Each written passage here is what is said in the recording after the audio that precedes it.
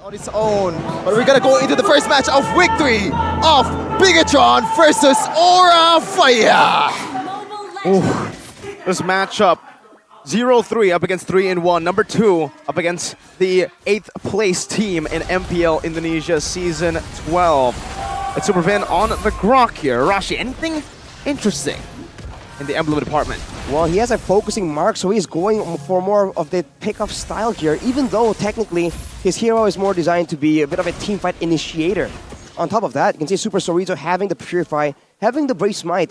This, I think, hints at the fact that he's going to try and be a nuisance in the side lanes, and he wants more sustain and more survivability to escape from those big initiations, those big pick-up attempts from Aura Fire. If Bigatron Alpha can split apart Aura Fire, then these backline members that require the Akai and the Paquito to stay safe, they are now much more vulnerable.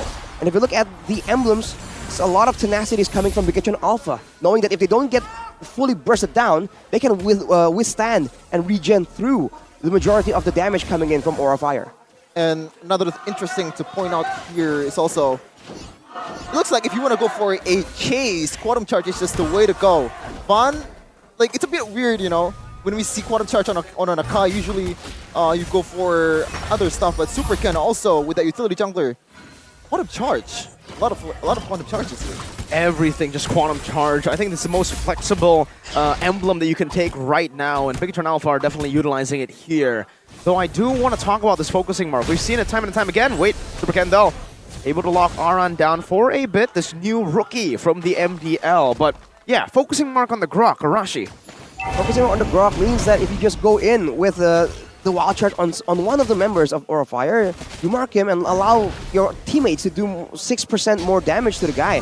So against the jungler especially, maybe they can try and go for a strat to go on to Van. Wow, wild charge coming down there, but it doesn't matter. Van still able to secure it with a heavy spin, and good zoning from this rookie. All the way from the MDL, Aran was able to push Super Ken back.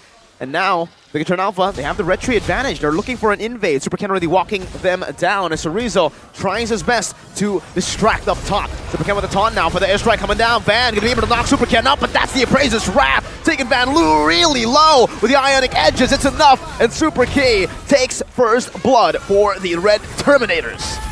Looks like the lack of feel here is not only evident for Kabuki, because we haven't seen that, but the lack of frontliners from Aura Fire kind of kills the objective department as well, because the only one that is going to contest, that is going to take all the damage, is Van and Van only. Even Arn is not there because he's getting chunked quite low versus Sorizo. For Aura Fire right now, they can't really afford to just be forced into those objectives. I mean, I know they want to contest the purple buff and ensure that Van has it, but against the composition of Bigatron Alpha right here, all the fighters, all the sustain and the cold altar, you can't go in all in against this team. But look at that, that's gonna be Mirko against everyone. But keep in mind, Mirko has something extra going on. No, at this point it's over, man. The Mirror Bless era lasted like, what, 2 weeks? It was Snapdragon, and then 1 week of MPL ID, and then everything turned back again. So right now, we gotta do that. We gotta turn it around again. I don't even know how I'm in top 3, but Arashi is number 1. What's the secret here, Arashi? 21, 6 more than everyone else here. Might just be instinct, man. I have no idea. But look at that, Van goes in. Oh, wow. Supervin is able to escape there with the power of nature somehow. Super Key with a good cold altar gets them out. Now Saken is looking for the Weeze. Oh, yep, nothing you can do out of there. Van used up the heavy spin, and it becomes just a free kill over to the Terminators. Good use of the wild charge. Like we're saying, if you're forced to use the heavy spin aggressively, now you have no defense mechanisms for yourself. If they keep shutting down Van like this means that the next few objectives is going to be a lot easier to contest for Bigatron Alpha. So Aura Fire, they need to be a bit more careful who they sacrifice in the situations. Well, there's already a little bit of a skirmish there for the XP laner. Super Sorizo on his comfort pick, this Uranus that we've seen before. It takes it away from Van. I don't know if Aran actually took it away, but still, it's value. You take it away off of the jungler from the enemy team, and look, he's still there! Uranus, what a nuisance! There's no way there's enough damage in the hands of Aura Fire to try and deny that, but look at that, Super Key forced to flicker away, but immediately, Super Ken already trying to find ways to push Van even further behind. He will be able to get this orange buff though, so when it comes to control, both teams still have it, but the longer this game goes, I feel like Bigatron Alpha, they will have more opportunities to try and make something happen, especially once these turrets especially the tier 1 turrets, once they start falling down, there's going to be more ground to contest for both these teams. Total take is still equal, but you see the gold lead here is actually taken by Aura Fire, 400 gold lead, even though Pikachu Alpha already has 2 kills on their favor, but Vin getting locked down. Heavy spin, locking him down. Cole Ulster saving him and giving him so much more resources. Wild charge onto the back right now. Super Saiyan has a crossbow attack, but it's only on to Van. Aura Fire have a beautiful pick here under their wing. High flickering out. Super Ken with the retribution slows him down. Shadow Stampede brings him back for Super Ken to slice High out of this land of dawn. Meanwhile, Sin and Kabuki, does seem like Super Ken is trying his best to delay these recalls, but the Terminators are just looking for the objectives now. Looking at the macro play right here, the wave cut by Super Sorizo will allow Bigatron to most likely have a turret lead here soon after, unless Sin and Kabuki try and do something risky. Look at that snipe though. Woof. Which snipe? The Render's Apathy? Yep. Yeah, the Feather Airstrike didn't connect though. Unfortunately for Sin, I don't know. Sin hasn't really been able to fully utilize the Sparsa. He's been roaming, all right. He got 1 kill on the board, but it isn't the level of impact you would expect. He's been miscalculating a lot of the range here. What do you think? I actually didn't see a lot of impact too as well, but I think that's more of a, because the composition that Aura Fire has doesn't really enable the backliner from Aura Fire himself. Because on Alpha, so far, the punish is really good. Every time Finn gets locked down, Super Ken is always there to back him up. And when he goes straight to the backline, or even just high, it's going to spell trouble. They're going to go in onto Van, force it heavy spin. What? Super Ken, how? He still got it. No retry was used. What was that? Just a burn? That's insane. What? Out of nowhere there, Aura Fire tries to force Bigatron Alpha into the fight, but now they're the ones getting engaged on. 2-man taunt into the Stampede, bringing High back as Super Ken knocks Sin down. Up. Wow. Even with the taunting here, Appraiser's Wrath coming down, not going to be able to take him out though. Sin is able to flicker out, but Bigatron Alpha, they've turned the Goldie around. Oh! Super Vin with a wild charge right onto 2. Kabuki's still able to get out of harm's way, but Super Key is looking for Sin despite him flying out of the map. And Bigatron now have complete control, even of Aura Fire's jungle. And the trend continues for Aura Fire, falling off in the late game, even though doing quite well on the objective to partner, even though only getting 1 turtle. They're playing against Bigatron Alpha that has a lot of punish for that objective battle. I would say 1 turtle is already fine, but in this case, if he keeps this up, this is going to be really hard to come back to.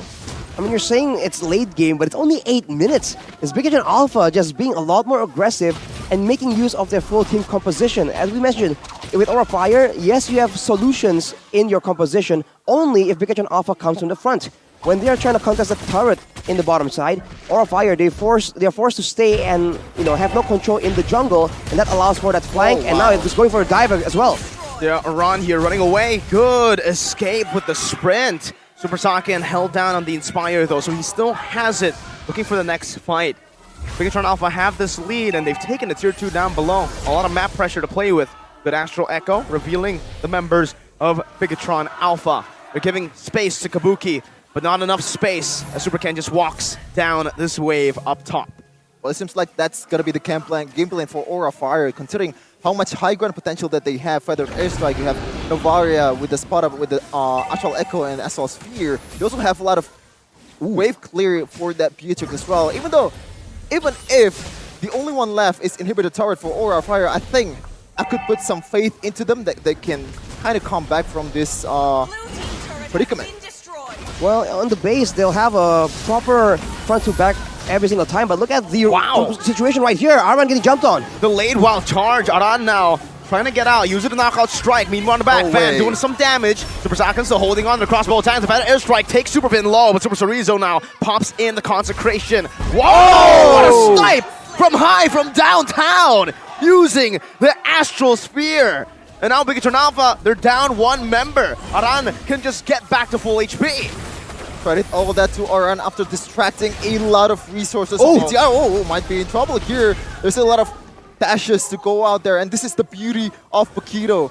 The uses is just a lot of variety that can be used. You have the knockup, you have the damage, you have the shield. It's just anything can be used if you're using Paquito. And right now with Super Sorizo in the front, look at him. He is still full HP because the regen, there's no one on the side of Aura Fire that can do enough damage. Only Kabuki, I think, and he pulls Van back in. And he will be jumped on for now, but no. Wicked Alpha, they maintain full control over the Lord. Astral Echo onto 4. Super Key still able to get out with the Stampede now. Super Chorizo taken very low. Nibiru's Passion as well. Heavy Spin gonna be used up, but Superfin locks him down for a bit. A Alter comes down, and Super Ken, who wins the Retri battle, even getting a kill. Now the Shadow Stampede bringing Aran back just for a bit, but Super Ken stays in the front of it all, not letting anyone from Aura Fire touch his back line. Wow, man. This Uranus pick, I think, from Pikachu Alpha is just so value. Because in that fight, there was so much damage traded back and forth, but with having a Uranus means that you can just stay there infinitely. And look at that, Super Chorizo looking to once again just push members from Aura Fire away behind. Whoa, Appraiser's Wrath coming down. Super Ken was able to just delay that. Sin, utilizing the Feather Airstrike, knowing full well there was a Fredrin. Again, the rookie, he's getting read out like a book by the robots.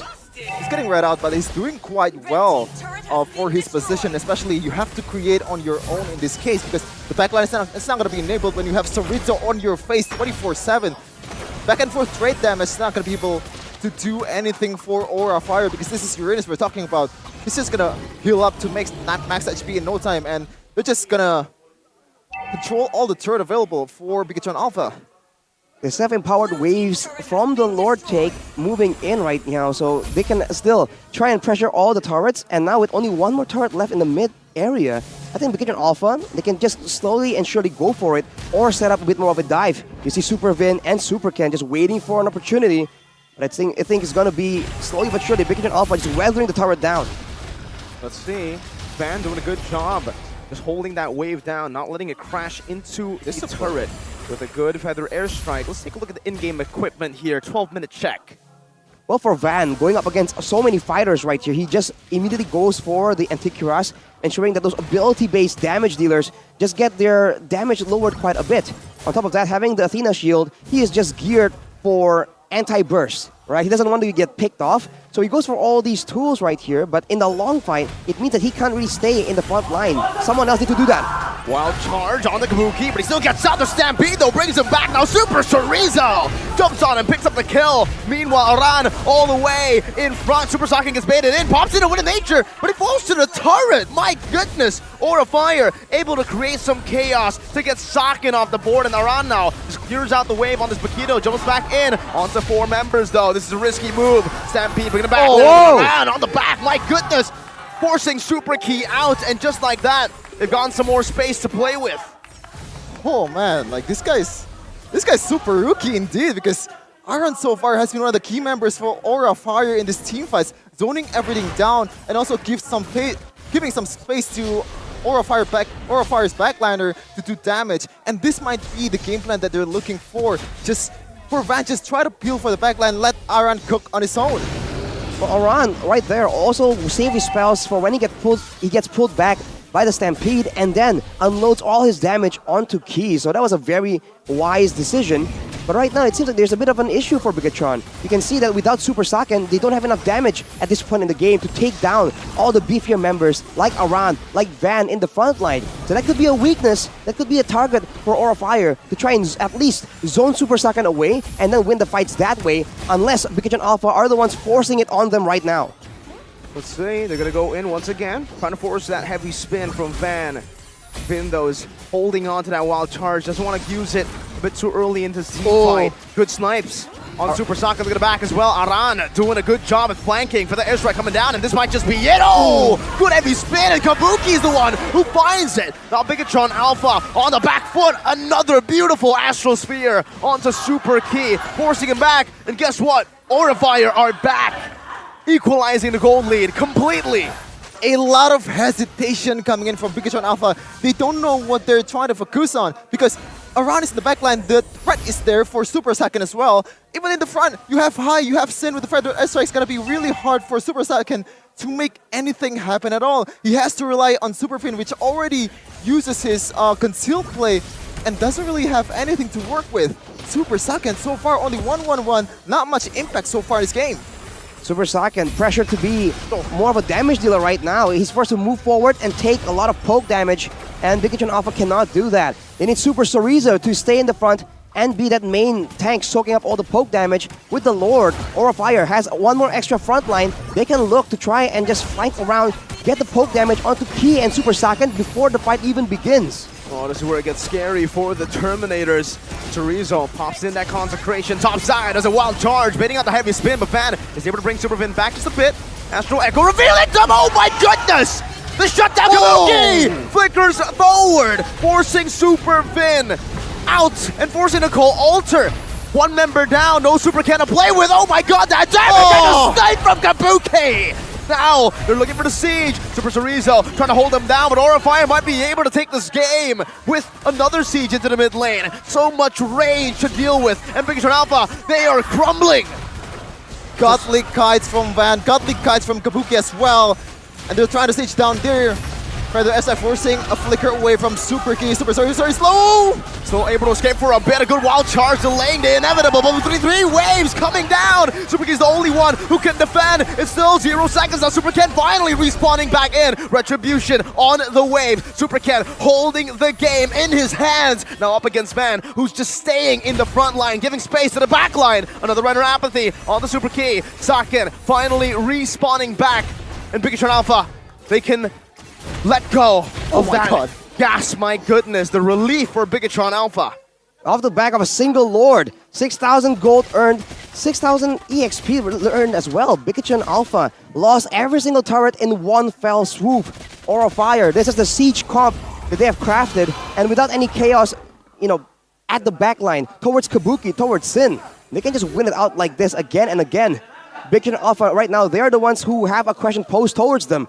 What can they do when Super Saiyan is just under too much danger? Let's look at the instant replay by the Samsung Galaxy Z Flip in that defense. Super Vin going in for the wild charge, and fortunately for Bigetron, the AoE damage coming in from Super Key is enough to just clear out the waves, but they lost a lot of members and they're forced to just sacrifice their death timers again and again to ensure that the game doesn't end right then and there. And Aura Fire, before Bigetron Alpha can even recover from the situation, they are going for a free, uncontested Lord yet again.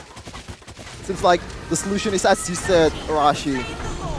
There has to be some creativity in Vince's engage. Has to be concealed from the back, a flank from the back, because if they're trying to go a proper frontal back, that's what's gonna happen to Super Ken. As Immortality is gonna be pop off, that is a huge resource, especially if you're facing a lot of punishes in Van. Oh, Bigetron Alpha had the 3 tanks to sustain, but it's only useful in the mid-game. When they get to the later stage, this is what happens. They're gonna collide, they're gonna collapse, but they're gonna poke the Supers down, slowly but surely. Vin holding on to that Lord, not letting it crash into the turret right now. The airstrike gets popped in with a heavy spin as well. Saken brought back to the team with a Cold Alter used up now to save him. Super Saken still kiting away, using his fire. A wild charge on a Kabuki gets him down. And Aura Fire are forced back, but Bigetron are still looking for the chase now with a Stampede and Flicker from Super Key. He wants to get that kill on Van. He's still able to dash away for a bit though. Now the Red Trees coming in, Sin's taken low, Flicker's out. Super Key still looking for that one last shot that will take the Panda down, and there it is, the mega kill for Key.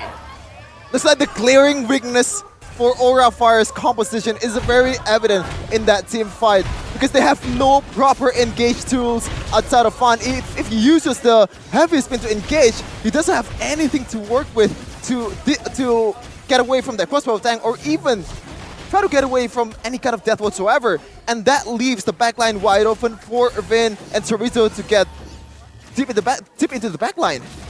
Aura Fire right now, they cannot just go for the usual strategy of engaging with the Lord and going for a team fight. They have poke damage, they have burst. We've seen that even Super Can, even a Fredrin falls victim to this long-range burst damage. I think Aura Fire could very easily do the same thing and use the Lord as a bit more of a secondary front line. But when they go in for a fight like that, that just puts more advantage in the park for Bigetron Alpha. And with that huge fight right here, Bigetron Alpha now have more control around the map, but they still have no turrets. So it's still going to be a very tough situation. It all comes down to, again, the bush control, the pick-up strategy. And when it comes to that situation, I think Aura Fire doesn't really win out in the composition department. Map pressure-wise, though, Bigetron Alpha are losing on all fronts. They still have Uranus to clear out that bottom lane. But that's about it, right? If it's not the Uranus clearing it out, then they're going to have to send core members from their team fight comp to clear out these waves. Look at the items right here for Kabuki. He has the Malefic Roar, but at this point, even though he's a Beatrix, even though he's doing a lot of damage, with the Blade Armor being built for both the Grok and the Uranus, they're just really tanky around, and with Aura Fire doesn't really protect Kabuki in this fight. Might be a bit too difficult. Saken though. Vin is around, so he will be relatively safe.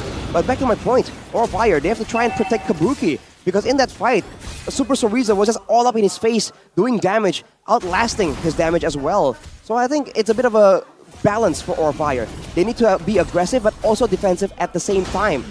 For Big Alpha, it's a lot more straightforward. Just going for a huge fight, and now seeing that Aran is in front of their base actually, they're going for the Lord. And I don't know if they want to go for the 50-50 though. Let's see if they do. Soriza's gone to a point where, whoa, he flickered.